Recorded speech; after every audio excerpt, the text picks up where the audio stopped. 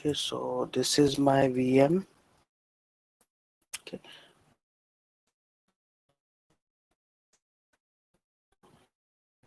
and I'll share the link. This is the link.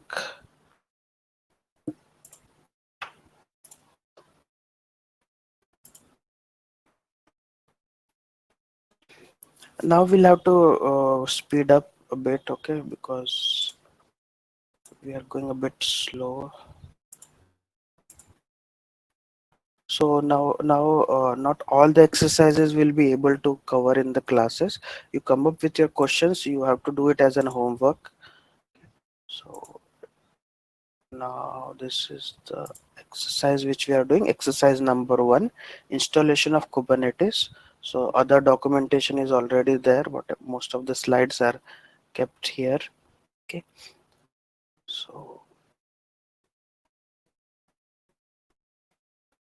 it is recommended to have a static IP, okay, but if you are not comfortable with the VI editor or and all, it is okay to use the dynamic IP as well. So these are the steps. It's not mandatory. Okay, if you are not comfortable, ignore this first step, okay, of setting the IP address manually. Okay, if whatever IP you get, that you can use using DHCP. So in case you want to make the changes, this is the file where you need to make the changes. So I already have a manual IP configuration. So my IP is 1.11. That's why every time I will have the same IP address, because I have done the manual IP configuration. Then I'll set the host name for this VM, okay, using the host name command, and the host name which I'm setting is devopsvm.example.com.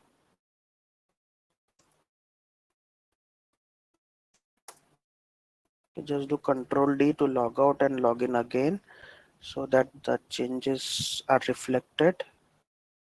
Means we can see the changes are already reflected. If I do host name now, devopsvm.example.com IPA grep inet will show us the IP address 1.11. Okay, it's also good practice to make an entry of the host name and the IP address in /etc/host. Okay, so I'll do that using sudo vim/etc/host. Okay, I'll delete this first line 192.160. Okay, 192.168 1.11 is my IP address. DevOps VM dot example.com, and short name will be DevOps VM. So we can, whenever why we made this entry, so that we can, rather than calling any by IP address, we'll call by host name as well. So if we do ping, so it is kind of a DNS entry which we have made locally. So if we do ping DevOps also, it will ping, because we have made this entry in /etc/host. So the host name is set, and now we can start the installation. Install micro K8s. So I've shared the link. Okay,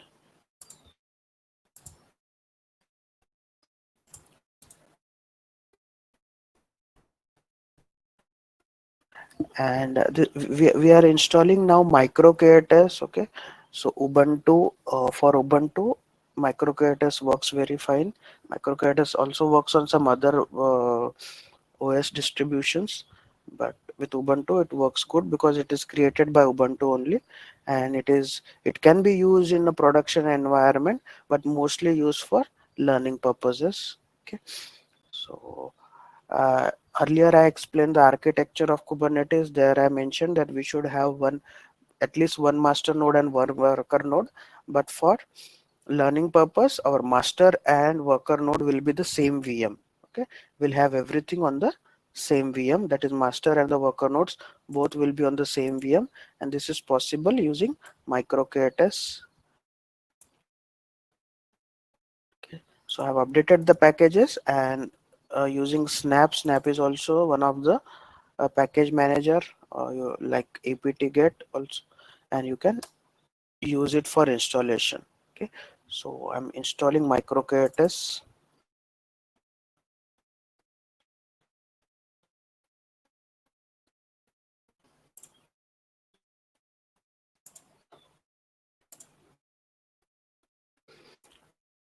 So Madan, you missed actually some theory for Kubernetes, but just now we have started the practicals. I'm just a bit confused with the timing. Yeah. Okay, is it daylight saving something?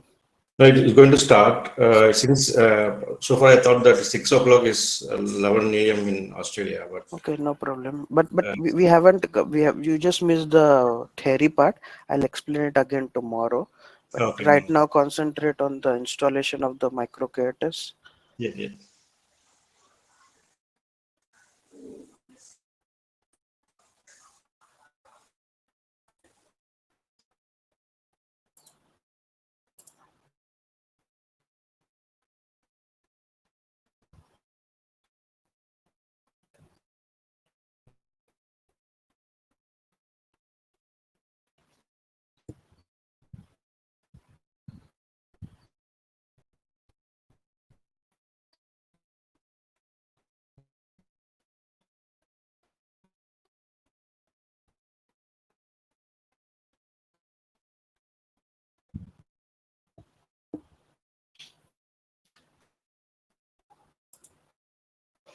Okay, so the micro K8s is installed. Okay, but we have to do some more steps.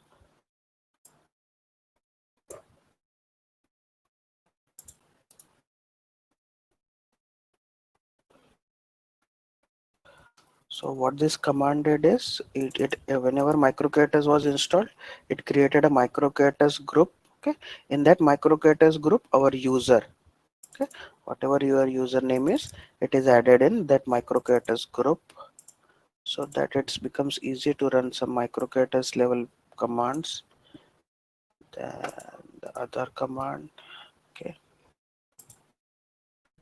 and don't forget any command, otherwise it will not work properly.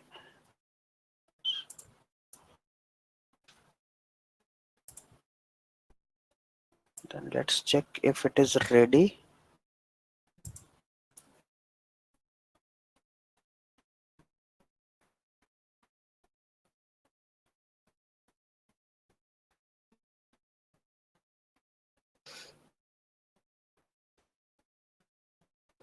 So what this command does is it will wait until micro K8s is ready, and it will then display it on the screen.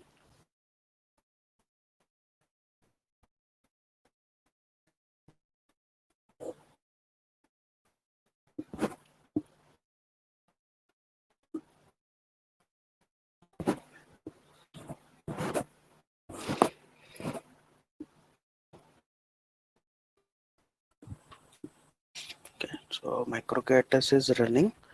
So if you see the status, there is no high availability. Okay, in micro K8s also we can have high availability. Okay, so the master node is running. Okay, on the local host. No standby nodes are there. Then if you see, there are some add-ons. Okay, so some add-ons means if you want some core DNS functionality, that is the internal functionality for Kubernetes, due to which we can name the containers and uh, means, access it using the names containers. That is, the core DNS is there.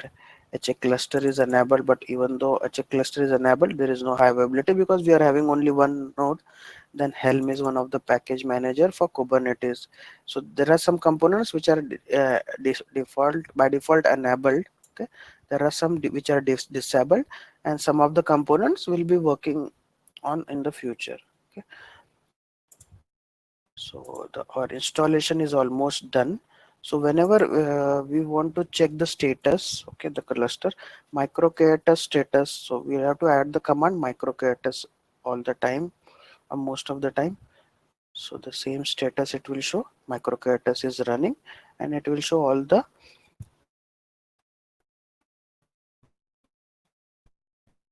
add-ons which are enabled or disabled. Let me check the size of the VM.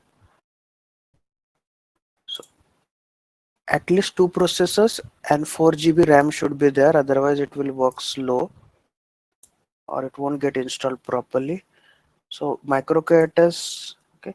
Then we can also use the command micro K8s cube ctl get all. Okay. Okay, so it is showing that the Kubernetes service is running. Okay, and kubectl get all nodes.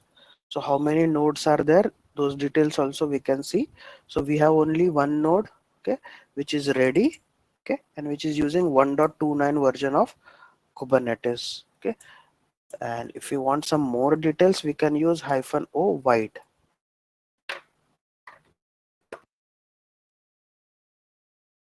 So we are using micro K8s, okay. So every time we'll have to add micro K8s, then kubectl. Okay, so kubectl is the command which interacts with the API of the Kubernetes cluster and gives us all the details. So when we said give all the details of the services which are running, it gave as of now only the service called Kubernetes is running, which is the internal system. We can say system process which is running.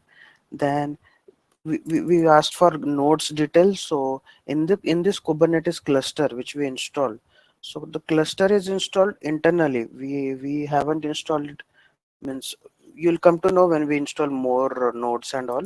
But as of now, this is the cluster, and this DevOps VM is part of that cluster.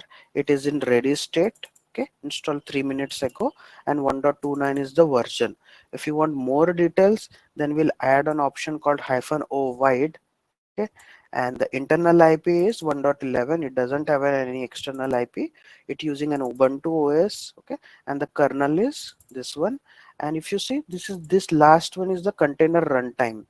Okay, so Docker is not the only container runtime. Container D is also one of the runtime, and it is running on container D by default. Sometimes here you will see Docker. Sometimes here you will see Cryo as well.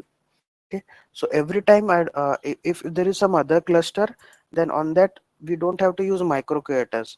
We can directly use kubectl command, and it will display the details. So every time if you don't want to use micro K8s kubectl both, we can directly use only kubectl. Okay, but for that we need to create an alias, because micro K8s it is mandatory to add micro K8s kubectl. So what we'll do is we'll just add an alias to the command, that whenever you run a kubectl command, also run actually micro K8s kubectl command is run at the background. But this is temporary. Temporary means when we restart this VM or when I log out from the shell, it will not work. So what we have to do is we'll have to make this entry permanent. For that, we'll just add an entry into .bashrc. Okay. Now there is whatever command we write inside .bashrc, this file is loaded at the time of system restart or VM restart or a shell restart, and whatever we mention inside it will be permanent. Now if I log out and then again log out, and if I log in again, kubectl command can be run directly. So we don't have to use micro K8s kubectl. We will be using kubectl get all. Okay. So if you see output something like this, that means the Kubernetes is installed properly. So to get more details, use kubectl get nodes. As of now, only one node which is running properly. If you need more details, add wide. Okay. So this is how we do the installation of Kubernetes. Okay, so there are some concepts like pod, replica set, and deployment, and then we have services as well. Okay, but before explaining this concept, I'll directly go to exercise number 2. Okay, and we'll first deploy something, then it becomes easy to learn those concepts. Okay, if I directly give you the theory, you won't understand it easily. So what we will do is we have installed the Kubernetes cluster, that is a single node Kubernetes cluster we have. Okay, it acts as a master and a worker node both. Now, as always, we'll create our first container, or you can say first pod. Okay, so we are doing exercise number 2 now. So we can see kubectl get all. Okay, will display if the services are running properly, Kubernetes service is running properly. Again, kubectl get node. So I'll be running these commands regularly to check if everything is running properly. Ready means the cluster is working fine. Now using this command kubectl. Okay, so we'll be using this kubectl command very often. So kubectl run, we are giving a name to the pod as nginx pod, and it will use the image nginx. Okay, it is similar to the docker run command. Okay, but the syntax is a bit different. Okay, so what I'm saying is run an nginx pod, in short run an nginx container which will use nginx image, and again here also it will download it from docker hub by default. Okay, so if you see a pod is created, pod means a container is created and it is running on a Kubernetes cluster. Now if I say kubectl get all, okay, I can see a container is getting created. Okay, so after some time we can see running status, and the pod is nothing but a container, or you can say group of container. As of now it is only one pod, and the name given to the pod is nginx pod, and 0 of 1 is ready, that means the container is not running. Okay, so if you see it is still creating the container. I think my system is a bit slow.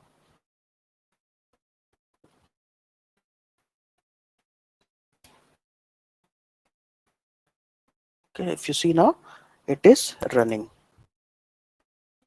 It is running, but how to access it? I'm not able to access it. Okay, so one of the method would be we need to first expose it. Expose it means we need to make it run. What you used to do in docker, we used to map it to some port, right? -p, the VM port, and inside the container we used to map it. Okay, but here we'll be doing the expose part. So what are we doing is we are exposing the pod. Okay, this pod whose name is nginx pod. Okay, what we are doing is we are exposing it on port 80. Okay, make it run on port 80. Okay, and we are giving a name. Okay, so this name is for the service. So everything, whenever we want to access anything on Kubernetes, we need to access it using some particular service. So in short, we are creating a service. Okay, and asking it to run it on port 80. Okay, so what I have done is kubectl expose pod. Okay, which pod? nginx pod, which I created here, and given a name to that service, nginx service cip is just a shortcut for cluster ip. I'll explain what is cluster ip, but let's see kubectl get all. Okay, now if you see the nginx pod is running, this service, this Kubernetes service was already running, and now we can see a service called nginx service cluster ip, CIP, SVC for service, and CIP for cluster IP. So one of the service type is cluster IP, and now inside the cluster, Kubernetes cluster, okay, it is running on this particular IP. 10.152.183.81. This is automatically given to this service. Okay, we are not manually giving this IP address, it automatically manages. So this Kubernetes has started doing the orchestration part. It ran the pod, now it created a service and gave it an IP address. Now this IP address cannot be accessed from outside world. Okay, but it can be accessed within the network of the cluster. So this VM itself is in part of that cluster. So if I do curl now, curl on a cluster IP, I can see the default nginx page. Okay, but if I do this IP address, what we used to do is we used to access it on the browser. It will not work. Okay, because this is the cluster IP. okay, it won't work. So there are three types of services. One of them is cluster IP, which is only meant for internal cluster communication.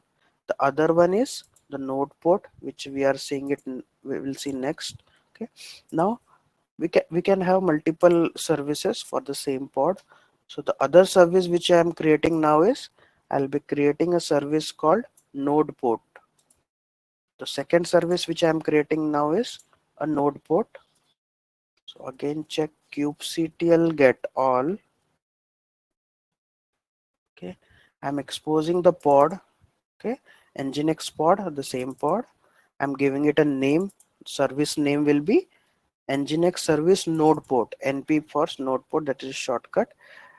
Make it run on port 80 and the target port should be 80 and the type should be node port. I'll just press enter, so it will create one more service, kubectl get all. Now remember, this is important. Even though I've created a node port service, okay, you won't see any IP address for accessing it. Okay, we have to use a logic. So what is the logic? We have to read it properly. So one of the services cluster IP service, which is running on this cluster IP, okay, that 183.181. So to access it, what I do is curl and that cluster IP. Okay, now just now I created one more service called svc node port. Okay, this is running as a node port, but which node port? Okay, so the node means the worker node. It is running now on a worker node on a particular port number. And which port number? It will give a random port number between 30,000 and 32,000. Okay, so this is the random port. It has assigned to this node. Node means this DevOps VM. In short, IPA grep inet. Okay, so it is mapped to one random port called 32626. Okay, so it is also available on the cluster IP. Cluster IP is always required, so it will be accessible on cluster IP, but this is not the node port. Okay, this is cluster IP. So whenever we create a node port, by default cluster IP will always be there. So there we can see a cluster IP. Now to access from a node port that is on IP address, just do curl, okay, and the port number, the node port number. That's why it's called as node port and the node port. Okay, so you won't see anywhere on the output, in the output, kubectl get all 192.168.1.11. Okay, so don't think this cluster IP is a node port. Node port is this IP address. This we have to means use our logic, and it is running on 32626 port. Okay, so now I can access on a node port. If there are multiple nodes, on all nodes it will run on 32626. So if we access any node, any worker node, as of now we have only one worker node, it will be accessible on this port. Now to access it from the outside world, I'll just use this IP address and access it. So now it will be accessible. Okay, it will give a default nginx port. So we have learned there are two types of services, kubectl get all. Okay, one is cluster IP, another one is node port. Node port means it will run on the particular VM's IP on a particular port. There are two more services, one is external IP and the what we say is load balancer. Okay, so that will cover later. Load balancer is mostly used in cloud providers. So when we have a cluster in a cloud, there we can mostly use load balancer IP. But for the time being, we'll be mostly seeing node port and cluster IP. We can also have a on-prem Kubernetes load balancer that also will be learning. Okay, so this, what is a pod? Pod is nothing but a smallest unit. Okay, and that is nothing but a container. Group of pods also we can say. Pod is nothing but group of containers. Okay, then service, to access a particular pod, okay, we need some services. Okay, We cannot directly access the pod, why I'll explain later. So directly accessing the pod is not recommended. We can access it, but we need to access it using a particular service. Okay, one of them is cluster IP, another one is node port. So this was how we installed a pod. Tomorrow we'll see a deployment. Okay, and what is a deployment and what is a pod, we'll see that tomorrow. So, Craig, there is Yeah. so confusion is that can you go to the shell? Mm-hmm. Yes. Yeah, for one pod we have created two services, Yes, correct. cluster IP and node port.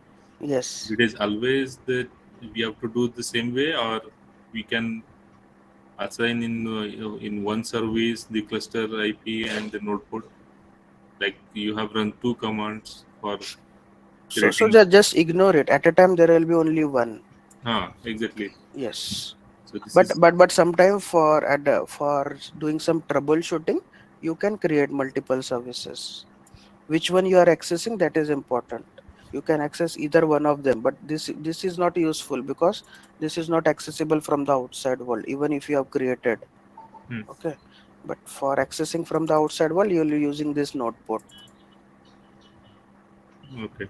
Okay, you can say for troubleshooting we can create multiple, and we do that in production environment. Sometimes for troubleshooting we can create multiple services. Okay. Because if this is for now, it's only one service. If there are multiple pods, multiple services, it Yes. will show two. Each pod will have two services, so it will be confusing, right? Yes, but we have to remember the name, okay? Name and IP address. That logic you have to remember. Hmm.